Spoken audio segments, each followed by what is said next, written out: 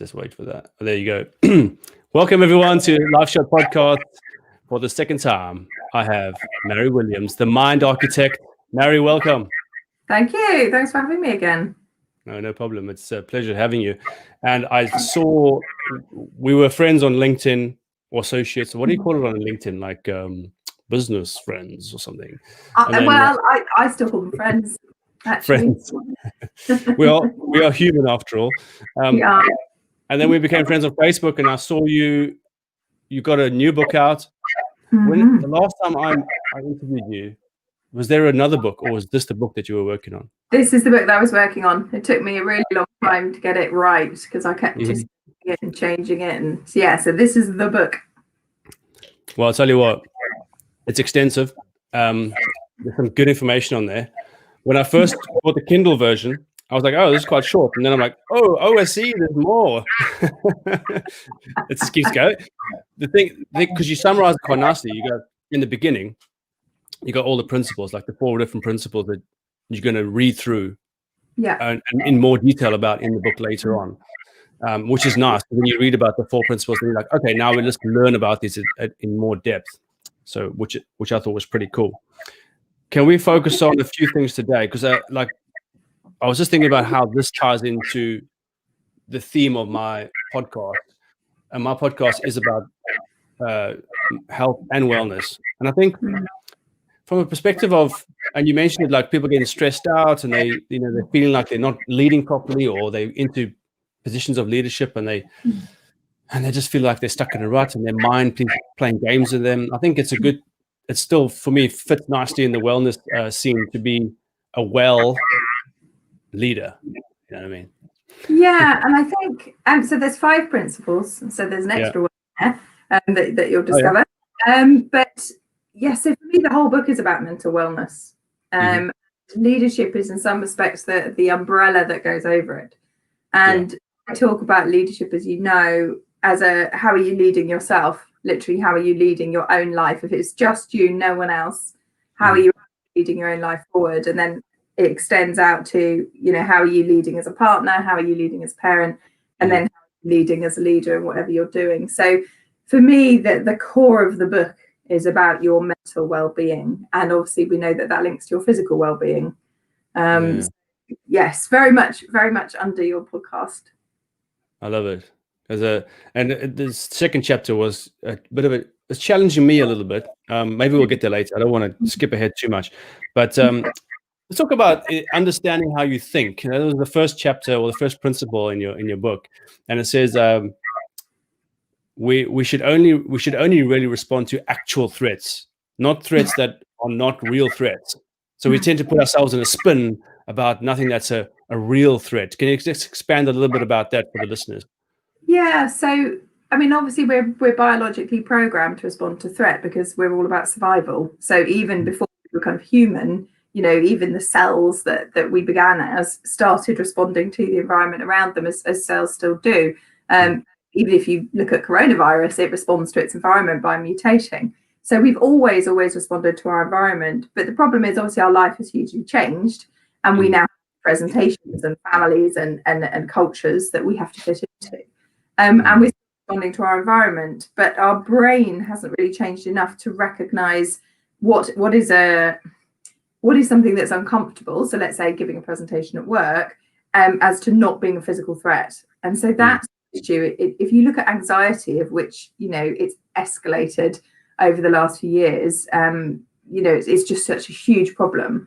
Actually, anxiety is a response to your brain either looking backwards and thinking, oh gosh, this thing that's happening to me now is going to be the same as it was. Association. Or it's escalating forwards and predicting something's going wrong. And it's frustrating for most people with anxiety because they're kind of sitting in their chair thinking, well, I'm literally fine right now, but I'm experiencing this anxiety because of what happened or what I think will happen.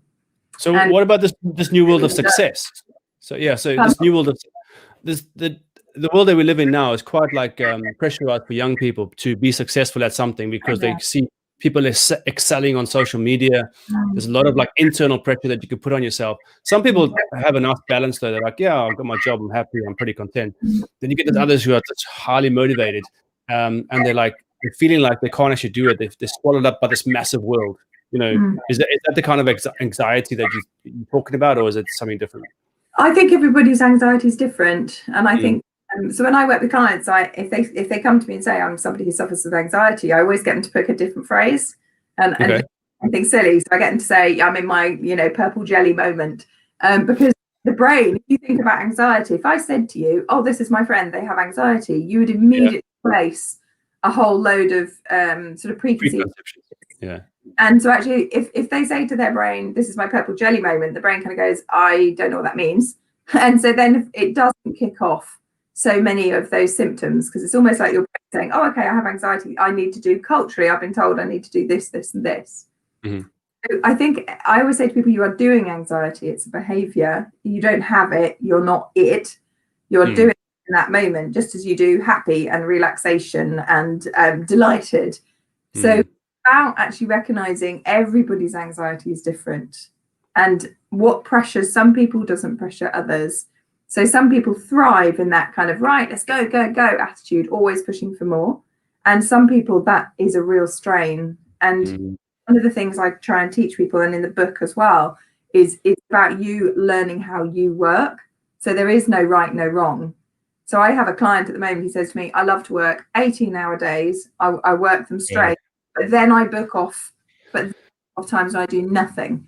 And that really works for her. Whereas actually, if you talked about work-life balance, people might say, well, that's not healthy. But for her, it works really well. And so that, for me, the book is about getting to know yourself and start to work on the things that are not working for you. Okay. So I read recently about focusing on your strengths through the book Think Like a Monk, Jay Shetty, I think he's a podcaster as well. He's from the UK and others in the States. And he talks about living towards your calling. And when he talks about that, he talks about what your passions are, what your skills are. And there's kind of like this middle piece is where you can find what your calling is. And he says part of the process there is focus on what you're good at and make that better so that you can shine in that area. But I'm not saying this is opposed to your book. I just want to get your thoughts on, because in your book you said to the areas that you want to improve, you can spot the processes that are undermining your best intentions. So I think it's about, were you trying to say there that you got to find those pieces that are like bringing you down and then strengthen them? But it's kind of like different to so I think so it's really difficult with a book, because obviously you're trying to kind of condense a huge amount of knowledge into a book, and I think there's a point where I say it's a bit like a plate of spaghetti. You pull one thing and it's going to move a lot of other things. So some people who work away from, so they say this is what I found about myself that I don't like and I want to leave it behind. And there are some people who say this is who I want to be, and they move toward, and it doesn't matter which one you are. But ultimately, what I believe and what I found is that we have deep core level issues that hold us back, and they can filter into our lives almost undiscovered, really. And I was working with a client the other day, and we were working on a work subject, and something deeply personal from their childhood came up. And he said, I never would have realized that had come from that. So for me, actually living into your best self and being what Jay says, which I agree with, actually find out, why am I here? What do I want to do? And let that be flexible. But actually, if you're held down, then you have to kind of cut those ropes. So I sometimes use the analogy of a hot air balloon. If you're in your hot air balloon, you're pumping gas in. Well, if you're held down by ropes, then you're never going to go anywhere. So it's about working out which of those ropes you need to cut to be able to float up to the height that you want. So I agree with Jay, but I think personally, what I found is with all these people who promote moving forwards, they're never looking back. And actually, we are the sum of all of our experiences, and we are hugely designed throughout our childhood. So if you ignore the childhood and you ignore all of those things that have happened to you, you will just never move forward and be the best version of yourself, because you're always going to have those ropes tying you down. So I would agree with Jay, when you've done the work, great, go find your best things. I mean, I totally agree. Life should be easy. Do the things that feel good, get better at. I'm awful at science. And that's because as a child, I didn't go to school a lot. So I love science when I discover it. So when I want to know something, I Google it or ask my kids, because they know more than me. And I love it. But I recognize it's just never going to be a strength. And I'm okay with that. So that's fine about recognizing strengths. But if you haven't actually cleared the reasons why, so let's say I had a limiting belief about science and I know I'm just terrible at science. Actually, that's a belief that's limiting me. That's something from my childhood that's holding me back. Okay. I'm just looking at it on an evidence basis, saying, yeah, I just actually don't know enough right now. And it interests me enough. I'm more interested in people and things like that. So I agree with Jay, but I do think you've got to go back and do the work as well. And that's kind of what I was saying in the book. I like that. That's really powerful. And by the way, I think you're pretty good at science because your book is quite sciencey. Well, yeah, I like my brain science and my biology. Yeah. I love that. Can I tell you what one of my favorite parts of the book is? So it says, your unconscious brain runs systems that are there to protect you. And then you say, it feeds you narratives that enable it to twist your reality so that you do what it wants you. Well, I don't think I got the whole thing. But anyway, just you said that reality is your perception. Yeah. I love that because you can explain that to the listeners. I like that idea that your reality is just your perception. So the way I explain it is, if you imagine this line to be the reality between you and I right now, and your brain is looking at this situation and it's viewing it through every book you've read, every movie that you've looked at, everything you've been told, your view of life, your window, your television, as it were. But mine, viewing it through mine. So as we're talking, we're talking, a big spider just ran up my camera. Okay. If I hate spiders because of previous experiences, I'm going to scream and I'm going to be over there. Okay. Now, let's say you grew up around lots of spiders and you're not bothered by them. You're just going to be like, okay, spider, that's funny, that's weird. Same experience, completely different reaction, which is why witnesses are notoriously difficult for the police, because we just have a completely different viewpoint. Okay. You think it's whispers. So our reality can only ever be personal to us because it's filtered through every single moment from when we're in the womb all the way up through our life. So our reality just cannot be the same.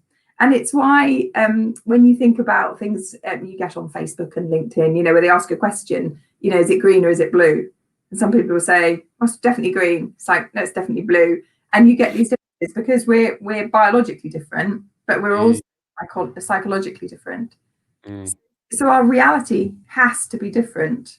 And I'm sure you've had it where you've done exactly the same thing or been to exactly the same concert or gig or something with someone. And then you've said, oh, and of course this happened. And they're saying, like, And the same with books. I don't know if you've ever had it where you finished a book and then you said to a friend, oh, I love the ending because it obviously meant this. And they go, I didn't think it meant that. And so our reality, because of the way our brain filters, and it runs lots of equations and filters that it's filtering information through, it's choosing what goes in our brain. So we have 11 million pieces of data roughly coming into our brain every single second. But research shows we can have about 4 to 40 in our conscious brain. So what your brain puts into your conscious brain is going to be relevant to you. And what mine puts into my brain is going to be relevant to me. And therefore, reality is only our perception because we're running off what our own minds give us about that situation. It's a powerful thing. Yeah. Because think about it. It opens up a world of opportunities. Because if you're stuck in a world of reality that doesn't suit going forward, then maybe you can change the perception and change your reality. Say, you know what, I don't believe it anymore. Yeah, and you absolutely can. And I would say a lot of my work, is around that. It's based around how do you change that narrative belief system that you have. So let's back and clear the stuff that's holding you down. Now let's look at how you're projecting forward, and let's now look at how you're putting it into your life. So I'm working with a client, and one of the exercises I don't always, but if it's relevant, I get clients to do, is I get them to write down future me. And I say to them, write an A4 sheet about what future you looks like, and it can't be materialistic. So I have to be able to put that person stranded on a desert island, and they can still be that person. So it's really deep internal change. And I say to them, what you're asking your brain to do is predict this is who I want to be, and this is kind of almost the GPS of where I'm going to go. And when you have that vision of where you want to go, it becomes really powerful because it becomes your new narrative. And I remember having a client, and we did his future him, and then he had about 4 sessions. So we were a bit into the program. 2-3 months later, his perfect version of him, actually, he pretty much had it. Wow, and that's quick. See it. He hadn't been able to see it because of the way that his brain was thinking. So if you think negatively, I remember being with somebody who thinks negatively. I'm a very positive thinker, and I found £10 on the street, and I picked it up and went, "Oh my God, wow, that's £10! That's amazing! I've got £10." And that person turned around and they just went, "Oh God, it's only £10." Yeah, same event, different outlook. So can you imagine the impact of that on your life? If everything you're looking at in your life is a negative. And I'm hearing a story of somebody who was sitting in the audience of a really famous hypnotist, and he was doing hypnotherapy. You know, he was showing hypnotherapy, not a sort of Paul McKenna stage show. And he said, "How would you feel if you won $1 million?" And all of the audience is saying, "Oh my God, it'd be great!" And I do this, and I do this, and this. And he picked on somebody in the front row, and he said, "You don't look very happy about it." And the guy said, "Well, it's only $1 million." So what? Yeah. One guy in the audience with a different reality. Yeah, and if you just think about how is your narrative creating the opportunities in your life, how is it creating, the relationships that you have, and this is the issue, is that people look at this and they think they're in complete control of their life. But let's say if you're not very confident, you don't ask out, that person that you quite fancy, that might be your life partner. You're missing opportunity. You don't go for the job that you want. Yeah. So it's one of those things where we think it doesn't affect us, but it's literally driving your life. So the narratives and beliefs, they're hugely important. So the book is called "It Begins With You," right? Yeah. And I think you've got like a subtitle about alternate leader. What's the idea? What's the idea? So it's transform your mind to excel as an alternative leader. Okay. Yeah. And the book originally was going to be called The Alternative Leader. Okay. Changed it because we wanted people to understand from the title, this is about you. It is at the core of you. So the alternative leaders for me are leaders in any stage, whether you're leading your family, your community, your country, doesn't matter. But it's, are you leading from a point where you've done the work on yourself? Are you leading well? And so if you've done the work on yourself, actually you are then going to lead others really strongly. Whether that is a nation, whether that's a family, whether that's your partnership, it doesn't matter. All of the people around you will be affected by the way that you lead your own life. So I'm trying to kind of bring alternative leaders together and create them so that the world is a happier place, because me, I'm all about world peace. Which is surely achievable. If we all just, why can't we all just work together? There was a movie with this alien movie, I can't remember. Why can't we all just get along? Which reminds me, actually, my random question for you about movies, which and you mentioned in the movie Sliding Doors, I think you mentioned chapter 2. So what positive part can movies play in our lives, in our well-being? What do you think? So I think movies and books, actually, they're storytellers, aren't they? And so they allow us to they almost allow us to live alternate realities, and sometimes, well, actually often, hugely resonate with whatever we're going through at that time. And they help us process our own emotional responses to things. So a long time ago when I was doing my degree, because I did English literature, we were learning how stories are our way of understanding the world. And it's how we understand events that we haven't been through. And they also prepare us for events we haven't been through. So if let's say you've read books about parents dying, then your parent dies, you don't feel so alone, because you're like, okay, I kind of have an understanding of how this can feel. Movies are very impactful because they're visual, and our visual, what's the word I'm looking for? Senses. That's it. Our visual sense is one of the strongest. Because it's colours and lights and it's there, and we can remember it. But also, we're resonating with characters. So I have a 10-day leadership course, an online course we do, and that focuses on books and movies for a reason. And I know some people have said, "Gosh, that's really odd that you're doing that with regard to leadership." But stories that you grow up with. I don't know if you remember your favorite movie as a kid or your favorite book. Good Will Hunting is one of my favorites. We've got drama. I like dramas. Yeah, but there'll be something in Good Will Hunting that just really resonates with you. Mm. So it might be kind of poor kid comes good, or do you know what I mean? We don't know. Great therapist, or whatever it is. But there's something that resonates with us, and we can often run our lives by those stories. So movies are hugely powerful, and I sometimes recommend people watch certain movies as part of the work that they're doing with me. The children's films, actually.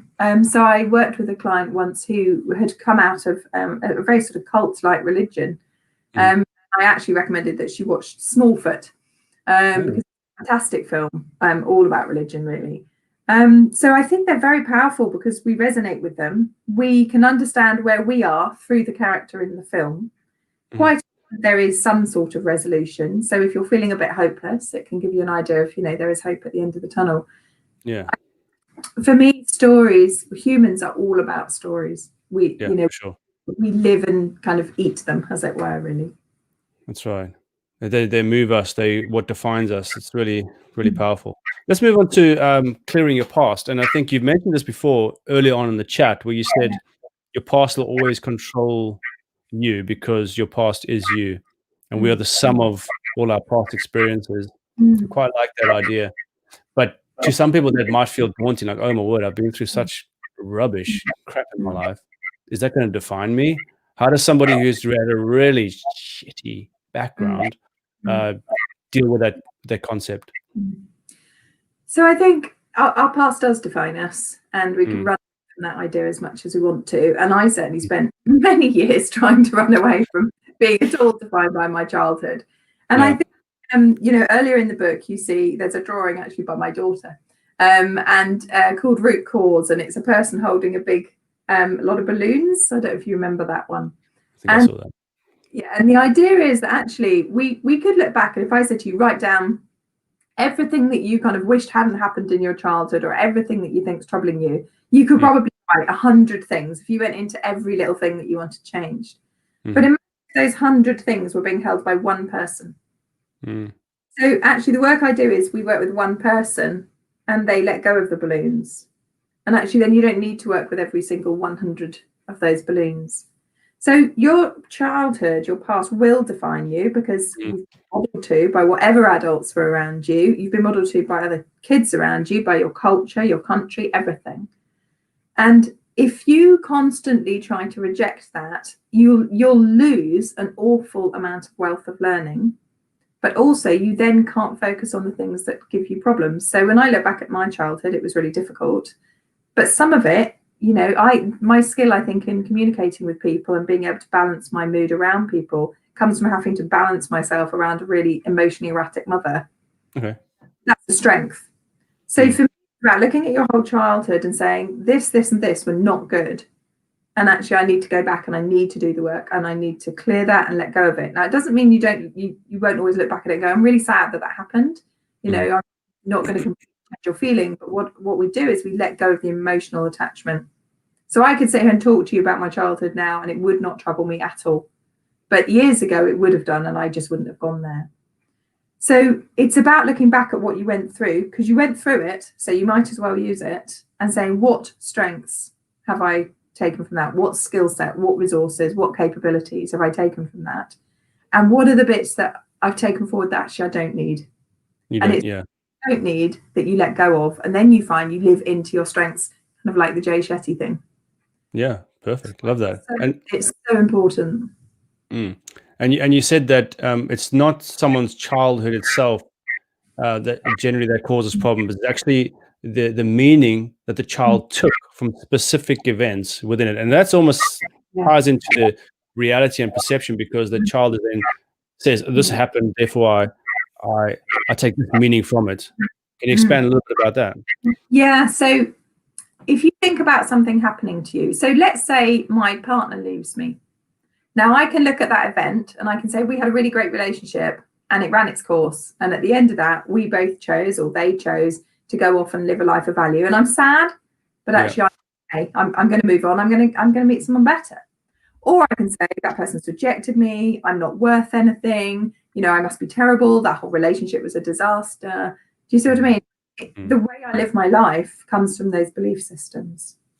So, yeah, when we're looking at how is our life run and where has it come from, it's the meaning is so important. And children, we have a very basic understanding of meaning till about the age of 12, when our brain develops to give us more meaning. And it's why little kids will say things like, I'll kill you, because they just don't understand. They don't know what it means. It just doesn't mean anything. Yeah. So I have a client, and I know that they won't mind sharing because the case study's in the book, but his parents, sorry, he was walking with his parents and he tripped his mum up, and he was tiny, he was 2 or 3, and his mum was holding a bottle of wine. And so she tripped over, smashed the bottle, and it cut her leg. And when we looked at his self-worth as an adult, he went right back to that memory of feeling, I'm awful, I've done this to my mother. And I spoke to his parents about it. They were like, it was an accident. It was just, it was not a problem. It was fine. The meaning that he had picked up in that tiny accidental moment was, I'm not good enough. And that made him choose the wrong partner. He wasn't pushing himself forward in his career. And so when we cleared that meaning for him, actually, he's now in a better job. He's in a really happy relationship. And so this is what people don't understand. They don't understand that the brain can pick up meaning from something which isn't traumatic. So a lot of people say to me, I had a great childhood. It's like, well, yeah, you may have done, but it doesn't mean that your brain didn't pick up an incorrect meaning. So if something is troubling you in your life now, obviously there are people who nothing's troubling them, they're fine, but they're rare. But if something's troubling you in your life now, odds are it goes right back to childhood somewhere. And it might be something traumatic, but actually often it isn't. It's something you would never view to be traumatic. Have you read, I can't think of the guy's name now, is it Gabor? That guy who's talks about I have his book. I haven't read it yet. I know that he's amazing. Yeah, he's been on a few podcasts. I wondered, because it kind of maybe sounds a little bit similar to what you're saying there. So you might have mentioned it just there, and I'm just trying to think how we get to the next point, which is self-worth. My question to you though about self-worth is, how do we define that self-worth? What do we, like, people can think, well, I'm worth nothing because what do I add to the world? What's my contribution? But where do they pick up their self-worth from? Like, we know gold is worth this much because we attach a value to it. But who attaches value to a person? How does that work? So I think, and this is a personal view, but I think we're born with self-worth. If you look at babies when they're born, they like themselves. They play with their toes. They play with their fingers. They like life. They're generally happy in life. And I think it's more that it's taken away from us. Okay. And I think life is complicated. And, I'm a parent of 5 kids, as you know, and, we don't know how to parent. And definitely there's lots I've done wrong as a parent. But I think it's how we're given it. So you think if you're a parent, you'll know, you make eye contact with your child, you smile at them, you giggle at them, you tell, that's a great piece of work, etc., etc. What we can do is, as I said in that example, our children can just pick up meanings that we never meant for a start, just through their own processing. But if you're a parent who's struggling with your own self-worth, it tends to knock down because we're the model. So I have a lot of clients who say to me, I see in my child all the things I'm struggling with. And I say to them, that's why you need to sort it out. And, I was a very young mum. I was a mum at 17 and I had 3 children by the age of 21. Yeah. And in my early 20s, I was an anxious parent. I was desperate for my children to be kind of safe and looked after and cared for. And my older children all have a level of anxiety that can kick in stressful situations. Okay. And, 100%, I'm sure that's modeled from me. So self-worth is the core issue. And that's why it's the central principle out of the central one. Okay. The central one, it's the third one. Because everything comes from the center. The it begins with you begins with you and how you feel about yourself. And it's back to that. If you have good self-worth, you will pick good partners. And if they turn out not to be good partners, you'll leave them. And if self-worth, you're not going to mind other people around you getting achievements that maybe you'd like to have. You will support them.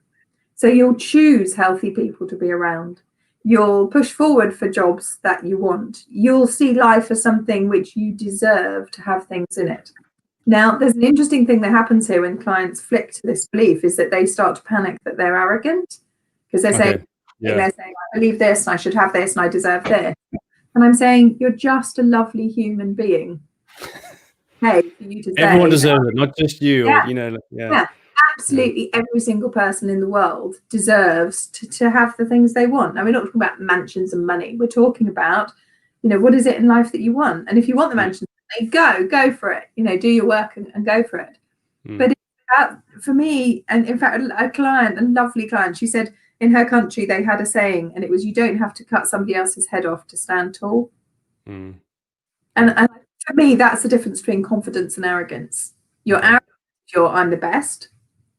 You're confident if you're saying, I don't actually mind what the rest of you are doing. I hope you're doing well. I feel really proud of myself. I always say to people, out of 10, how much do you like and love yourself? And I'm looking for a score kind of 7 and above. And even if they give me a 9, I go, what's the missing thing that gives you a 10? Oh, really? I look at myself and I have lots of flaws. I still have stuff I'm working on. I still see a therapist and a coach. I'm a flawed person, but I really genuinely like myself. I would score myself 9, 9.5. I know that I'm active in trying to be kind in the world. I know that I'm actively trying to be better all the time. I'm doing my best. And that's what we're looking for. So when you score yourself out of 10, how much do you like and love yourself? You should have a high score in there. Even if you're looking around, you go, everything is rubbish right now. If you're in the middle of it going, and I'm doing my best, that your score should be high. Awesome. Love that. Reminds me of, I listened to Hal Elrod, The Miracle. He wrote The Miracle Morning. And in there, he saw, it's quite interesting because it talked about savers. So it's S for silence, A for affirmations, B for visualization, E for exercise, R for reading, S for scribing. And so he teaches you how to build affirmations. And one of the affirmations that I have is like, I will, because it's actually the formula is committed to believing. So you have I'm committed to unwavering faith that I will do this and that, and I'll put an extraordinary effort until it happens. So what he says is it's belief, effort over a long period of time equals miracles, right? So it's belief, effort over a long period of time equals miracles. And in those affirmations, he speaks about, one of the things I say to myself in the morning is, I'm just as deserving as anybody else to achieve my goals. And I think it's like you're saying to yourself, I am just as worthy of achieving these things as what other people who have set themselves out to do the same thing as what I've set myself to do. And I think the more I say that to myself, I hope the more it helps. And so I think, this is where I become a bit controversial, because lots of people do mindfulness and they do affirmations and they have a lot of stuff. And in some respects, and this is not putting it down at all, but for me, that's the fluff. And what I say is, if you have a tennis ball and it has no center, you're just left with the fluff. And if anyone hits the fluff is going to give. So I have a lot of clients come to me, they've got the mindfulness apps, they're doing the journaling, they're doing the affirmations. But what they haven't done is the inner work. So a lot of people, they're reading the books that you're talking about, they're doing the affirmations, they're doing the belief stuff, but they haven't done the inner work. And actually, if your unconscious believes you are not worthy because of something that happened in your childhood or a belief system that you have running, and you're just layering it on top, you will not be as successful. And this is one of the things I constantly come back to, and it is controversial. And I think the fluff stuff, as I call it, is absolutely brilliant when you've done inner work. The inner work. But if you haven't done the inner work, you're always going to be against a belief system. So I was in my early 40s, having done loads of counselling, loads of therapy, before I realised that I still had underlying beliefs where I didn't feel worthy. And that was just, through a brilliant therapist who helped me see that. And actually, if you spoke to any of my friends, even from my 20s, they would say, you're optimistic, you're positive, I've reached for opportunities, I've gone for the jobs that I've wanted. I would have sat here and told you I had the belief that I deserved good relationships, but underneath, where I wasn't aware, there was a belief system that I wasn't worthy enough. And that did keep me in relationships that actually weren't that healthy. Now I look back from having cleared it, I can look back and go, they weren't that healthy. So I have to say, I hate a lot of these books where it's like, an hour in the morning doing this makes everything brilliant, because they're just missing the point. Actually, you have to do that inner work. And I do a lot of the fluff stuff right at the end of my program. So I say, right, we're going to clear the inner stuff. We're going to get you living and being the person that you want to be. When you're living that and you're living into that part of you that was held back, then we're going to look at, right, I want you to do some affirmations, and I want you to do some, I don't get people to journal a lot because there's actually some research that it's not useful unless people journal in a really specific way. But obviously I work with each client depending on what they want to do. But for me, you're wasting your time doing a lot of the fluff stuff. Well, not wasting your time. It's very useful. But if you really want to push ahead, go back to the stuff that's holding you back. And you're right, saying those affirmations to yourself, it does embed and it does change. So it's, I used affirmations before, and they are good and they are useful. But if you just really want to clear stuff, get the past sorted out, then all of your affirmations will have tenfold in power. Do you think that somebody reading your book would be able to do that by themselves, just reading the book, or do they need to come see someone like you? I think there's, I mean, as you know, there's one of the reasons the book is big is because there's a lot of questions in it. There's a lot of pause points, reality checkpoints, as I call I saw those. Yeah. You do the work. And certainly people, I've had emails already from people who are going through the work saying, wow, this has had a huge impact on me. And, who did the foreword, he said when he did it, he'd kind of expected to skim read it, and he did all of the work and found it really powerful. So I think there's people who will be able to do the book and what's in the book and the recordings that are online and all of that deep therapeutic work that's in it, if they engage with it, will be enough. It will be enough. Yeah. And there's other people, who have already a couple of people have already contacted me and said, actually, I want to come and do this work with you. And they need extra help. And I think at the beginning of the book, I always just say, as far as I'm concerned, a book never replaces one-to-one. It just can't. Sure. But the book itself, the reason there's case studies in there, back to your issue about stories, is because we resonate with others. Oh, that person did this, therefore I would be okay if I did it. To people, that it's changed from. But those questions, they're powerful questions, and I spent a long time thinking about them, thinking about what was in there. So really important, actually, I say to people, if you've got the time, do the questions, because it will save you hundreds of pounds on therapy. So if you then decide to go and see someone, you'll be able to go and say, this, and this are what I've highlighted from those questions. It will save you time in working it out. Yeah. So it's a mix, really. All right, so we've got Naldo asking, where are you from, Mary? I live in Cambridge in the UK. I was born here. And me hates the fact that I was born here and I still live in the place that I was born in. I love Cambridge, and I think it's a really beautiful city, and I feel quite honoured to be able to live here around this sort of architecture. I think it's very inspiring, very inspiring place. When I was reading chapter 2 and you had a link to your website, and I thought, oh my word, this book's going to go massive, and then you're going to have been inundated with all these calls, and you're going to be like, oh, I can't keep up. I'm only one person. What am I going to do? Are you going to have like Mary Williams, like a little clones of Mary Williams? You're going to train some other people up or something? Or what are you going to do? So that's an interesting question, actually, Clint, because that's something I really had to think about. So about a year ago, I had plans to have kind of Mary Williams people all across the world, and to have a kind of an elite SAS force of people who worked in technology. And then I was working with my own business coach, actually a good friend, and he said to me, are you willing to put huge amounts of time? That's huge amounts of time to train people and to build that system. And actually I sat back and thought, no, I'm 47 and I really believe life balance is really important. And I have children, and I'm probably going to end up with grandchildren quite soon.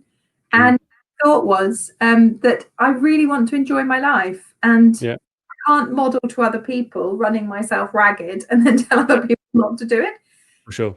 However, what I would say is, who knows what the future holds? And if I get to a point where that feels like something I want to do, I will. I'm bringing out more online courses so that people can access more of me. So I have a huge parenting background, and I'm bringing out a parenting course, and I'm going to be bringing out a relationship course, and obviously more leadership courses. So in the long run, there will be more of a kind of portal system.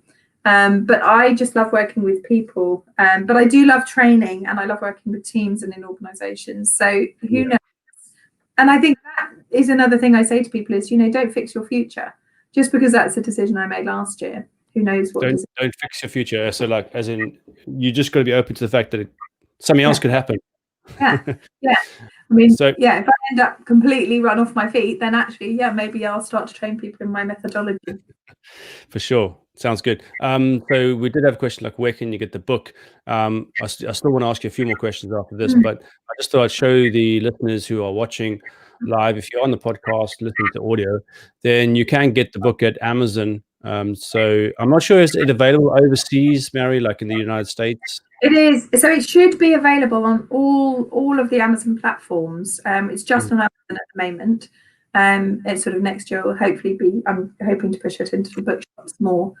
And you can also order it directly through me, through the website, if you just drop me an email. If you're in the UK, if you're out of the UK, then you do need to go through Amazon. In the UK, come through me. Cool. So yeah, it's you should be able to get it everywhere. So any problems, if anyone can't get it, just get in touch with me.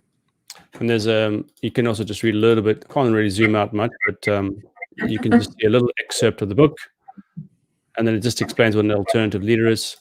And yeah, it's pretty good.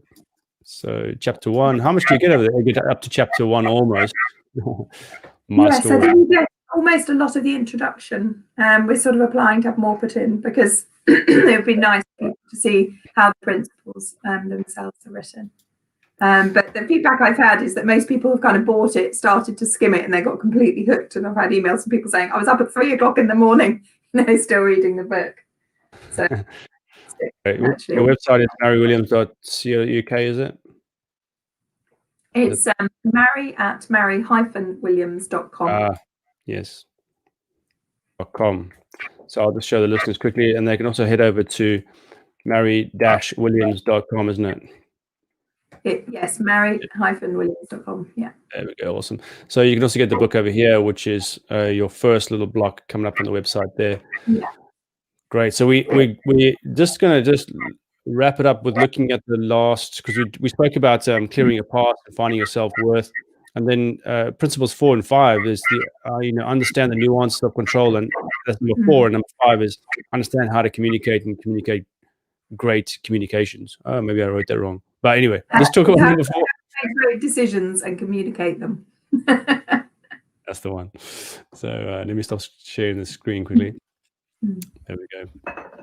All right, so let's talk about the nuances of control. I didn't get to that chapter, but what is in that chapter that you could just highlight to the listeners so they can go and get the book? So in the last 2 principles, it very much moves on, and there's still a lot of understanding. So for me, the 2 principles are that's an interesting comment. So the first 2 principles are very much about understanding. So we just get huge change in our life by just understanding things. So the first 2, looking at how do I understand how my brain works, and how has my past affected me. Then we're understanding why is self-control really important. Why is self-worth really important? So the final 2 principles are very much starting to bring in models, almost coming back to the fluff, almost as we talked about. So there's a lot of understanding in there. How do we manage self-control? How do we manage control of others? And leadership is one of those things. And how do we do that in our lives? So there's actually some concrete models, practical models that people can use to help them look at the control that they're using. And then the last chapter was a bit of a kind of a joke between my publisher and I, because we decided to do 5 principles, which was going to be how to make great decisions, because obviously the decisions that you make affect exactly how your life is run. And I said, but I'm a mediator, and I actually think, communication is massively important too. So we kind of bundled it all into one. And so again, in that one, there's literally models that help you make decisions. And there's even a model of how to communicate with somebody well. So it's looking at why is it really important to be able to do those things. So again, like the other principles, why is this really important? But it's also looking at the how do we do it? So the first two chapters, the first two principles, sorry, are very much about understanding, and it's the understanding that almost enables you to change it. And this is actually saying, no, I'm giving you some proper models here about how. I think one of those models went out on LinkedIn yesterday, my pause model. But so they're much faster, and you're really being active. So it's almost saying to you, right, I've told you this stuff. Now we're going to start putting it into your life. And I just come back to that question, is that all right? Come back to the question that's up there. Sure. So it was struggling to lead people who are older than you. So again, and I don't know this person, but again, for me, that would be a little tweak on your self-worth. Because actually, if I believe that I'm worthy enough, and I believe that I have the knowledge that I need to do the role that I'm put in, I'm not going to be able to lead people. Now, you're always going to have, when somebody's older, because we're kind of designed to, a little bit of they're a lot older than me. They've probably got more wisdom than me in certain areas. But that's the key to remember. Certain areas you've been put into the role because you can do the role, and the people who in that role believe that you could do it. So this is about you stepping up and believing that you can do it too, and being able to communicate properly. So that last principle will be very useful. Communicate properly the ideas that you have. But the problem with leaders only becomes when they don't feel strong enough in themselves to lead, because actually we should be able to listen to all of the different opinions of our team, because we should have a team that's got enough variety that we get different opinions, and be able to see through what's useful and what's not, and communicate well. Great idea, but we're not going to use it. Great idea, but we are going to use it. But the age thing is, it can be cultural depending on where you grew up, but it is naturally, we're a little bit intimidated by people who are a lot older than us. Sure. So it's recognizing that yes, part of this is natural, but actually I know my stuff. So that's what I would, know your stuff well enough to feel that you are in the job you should be in. Yeah, without being cocky and arrogant, of course. Yeah. So it's the balance, but I think it comes with good character. I was listening to Les Brown. He's also, I think, he's a bit similar to you in what he does.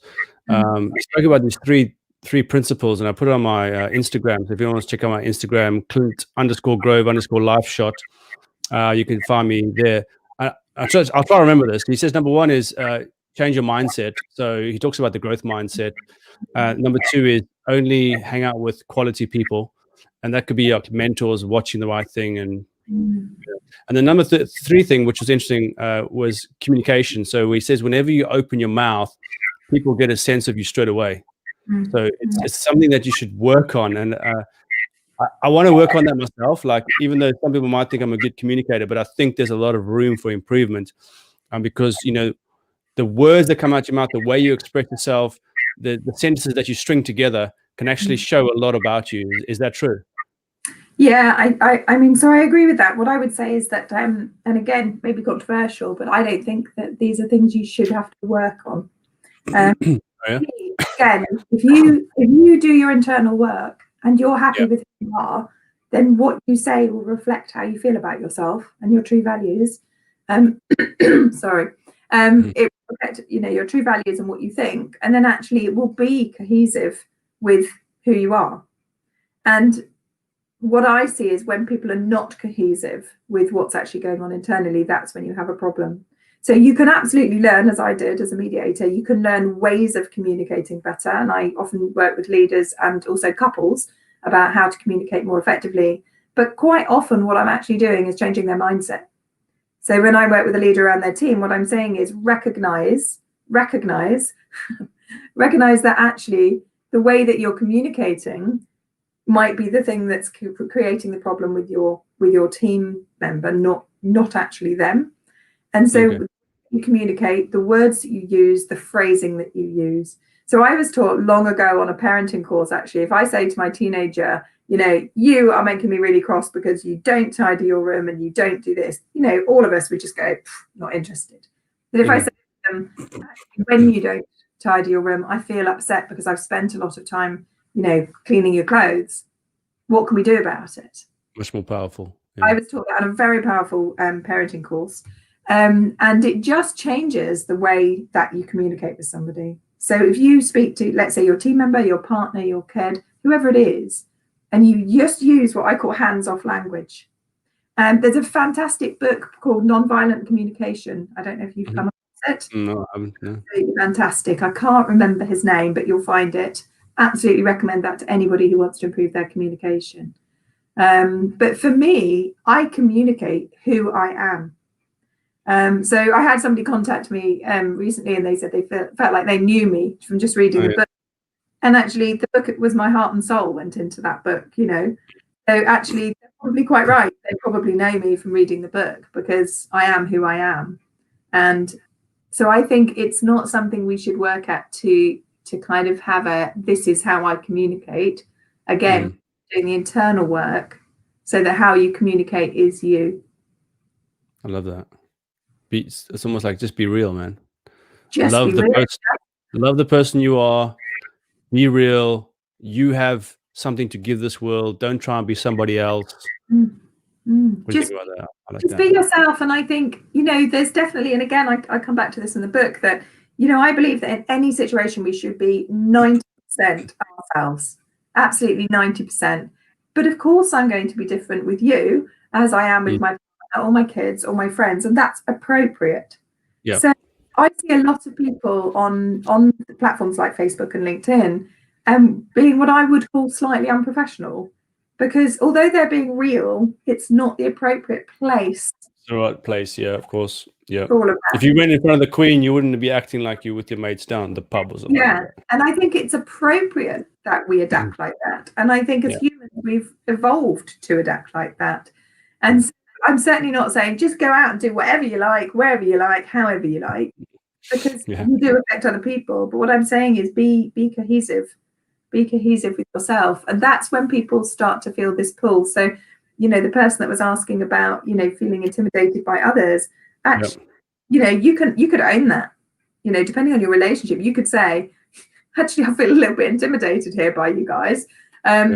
You're older than me, and you might even have a laugh, and it actually might act as bonding. So it's about own your issues, you know. So I was saying to somebody, the day the book released, Amazon deleted it. So and I had some real stuff going on in my personal life. And I came downstairs, you know, ready to do this big launch. No book on Amazon. My son had missed the bus for school. You know, had a bit of a mini meltdown because I'm really. And I drove my son to school in, you know, my big jacket and my pajamas.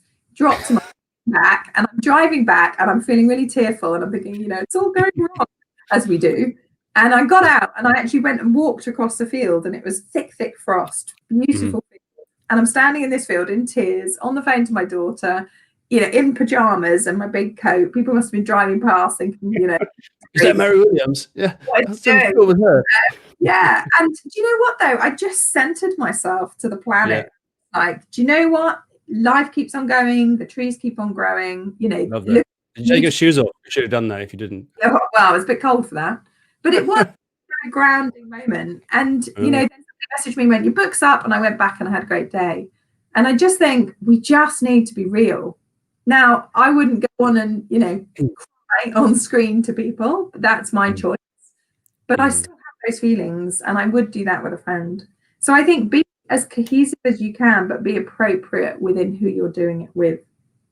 Yeah, I love that. Very good. Mary, it's always such a pleasure having you on the live shot, and you've given us so many good nuggets and something to think about. And I like that you really challenged the idea of the affirmations thing, about dealing with yourself first, doing the work, doing the inner work. I like that.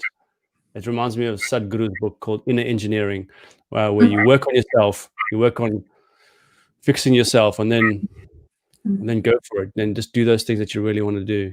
Yeah, and I think, do you know what? If we look at the people that we admire, odds are they're out there doing good in the world. Odds are they're doing the inner work, and they always come. And I think it was interesting. So when I was writing the book, I mean, I've kind of got it here. You know, it is a chunky book. You know. Yeah. I think, you know, when I was writing it, we were getting really worried about word count, and eventually I just said, no, I just want this to be almost like a workbook. I want people to be able to read it. I want them to write in it. I want them to work on those questions. I want them to read case studies and recognize if they're in that moment, as you know, so many people are right now, where they're just thinking, this is hopeless. I don't know how to get out of this. They're going to read stories of people who felt the same and got out of it. And a lot of people have said to me, you know, I picked it up and went, oh gosh, it's a big book. And then I whizzed through it. And Also, another reason it's bigger is because I'm 47 and I had the font made bigger. Oh, really? I wanted it to be easier to read, because I don't know about you, but my site's definitely starting to go downhill. Mine is actually, and I'm not too happy about that. No. Trying to do some eye exercises, looking around. Anyway, I was going to say something else now, but that's been really, really good conversation. The book is called "It Begins with You," and that's where it should start. I love that. Yeah. So 5 principles. Go and get the book. It Begins with You. Available on Amazon or from Mary-Williams.com, and you can also go see Mary if you're in the Cambridge area. Well, sure actually, I work all on Zoom now, so hopefully once this coronavirus is finished, I obviously see people face to face, but all my clients have been on Zoom, and actually were before we even had Corona. So I work all the way across the world. So, okay, because that reminds me, what I was going to say was it's actually a good time for this book to come out. I think, because Corona has been this time of us, the pandemic has actually caused us to almost self-reflect a little bit. That we're mourning the loss of a lifestyle that's now changed, and now we're like, oh, we're gonna have to reset. It's like the kind of it's a good chance to start again and to reset and to self-reflect. It's interesting there, Clint. I'm going to call you on that, because you said we're mourning the loss of a life, and actually, a lot of people aren't mourning it. Actually, a lot of people are saying, this gave me the pause I needed. This has made me realize I don't want to do that big commute. This made me realize that actually I'm not really friends with these people anymore, and these people are important to me. But I agree with you. I think it's been, devastating for lots of people. Absolutely. Sure. My business was certainly impacted by it in the beginning, but I think for a lot of people, it's been, a one-off amazing chance to actually stop and look at their lives and to reflect what's important to them. And I know at the beginning of it, I turned to a friend and I said, it won't be lockdown that's the problem. It'll be coming out of lockdown that's the problem for a lot of people. And that's been the case. But I also said, in 9 months' time, we'll see divorces and babies, and that'll be the way it goes. And that's what we're starting to see. Both of my brothers are, their wives are pregnant, and, other people I know are getting divorced. And I think we could mourn, but actually, if we look at what has it given us, and I think for a lot of people who struggled to be alone, and being alone is a skill that needs to be learned. For a lot of people, it forced them into that. And for some people, that has been devastating. But what I've seen is it has done more good than it's done damage in people. That they've been able to get to know themselves, and actually from knowing yourself comes liking, loving, and knowing what you want. So I'm going to call you on that we're all mourning. That's your perception. It's my reality. It's your reality. Well, it's just because I heard that somewhere, someone said it, and it made sense to me in a way, in that initially people were like, oh my word, this is what's going on. Freaked out.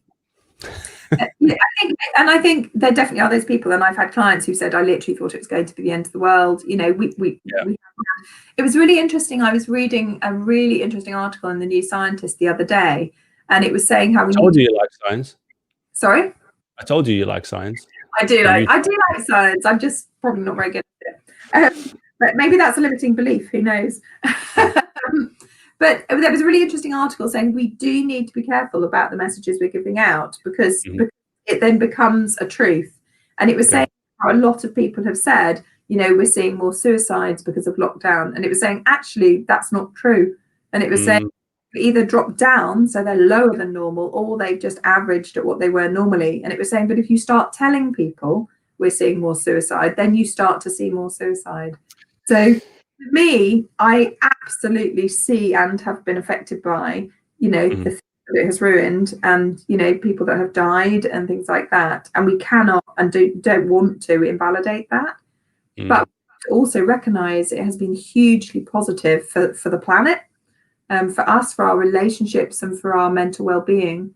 My daughter, who's 16, she kind of needed a 6-month break, actually, and being able to be at home and be creative. Amazing for her. I launched a podcast and a book this year. I probably wouldn't have paused if I hadn't been given that pause, I just probably wouldn't have done it this year. So I think we need to acknowledge and validate the negatives, but we also need to look for the positives. All right. What's the podcast called? It's called the Alternative Leader Podcast. I'll just write it on the screen quickly. The Alternative Leader. The lovely thing about the podcast is a bit like you. Actually, I interview across all industries, all ages, and all topics. So we have people who've survived cancer, stage 4 cancer, right up to leaders, right up to how do I run my business. It's people I think have stepped outside of the norm and become an alternative leader. So there's a really wonderful range of topics on there. And in fact, my favorite review was very recently. My son, who's 14, was talking to some friends in a WhatsApp group, and he said to one of them who was struggling, you know, maybe you should kind of check out my mum's website, which I was quite proud of. And my son's proud of me. It was like, oh my gosh. And then he put up my website, and the person in the group came back and said to him, I listened to your mum's podcast. This is a 14. And she said, I use your mum's podcast when I'm feeling panicky because her voice is just really relaxing, and I just play the pilot over and over and over, and her voice really relaxes me. So thank you. And I thought, that is the best testimonial I've ever had. So I was very proud. Well, yeah, well done. That's good. I'm glad you got that out there and in the podcast and the book especially. And I hope your practice goes well and things grow for you, Mary. And thanks so much again for being on the show. So to the listeners, you can get the book called It Begins With You from Amazon or from Mary's website, which you've seen on the screen here. And you can also listen to the Alternative Leader podcast. Mary Williams, thank you very much. Thank you for having me. It's always great to chat to you. Okay, just stick on the line after this, and we'll just end. Thank you all, and have a good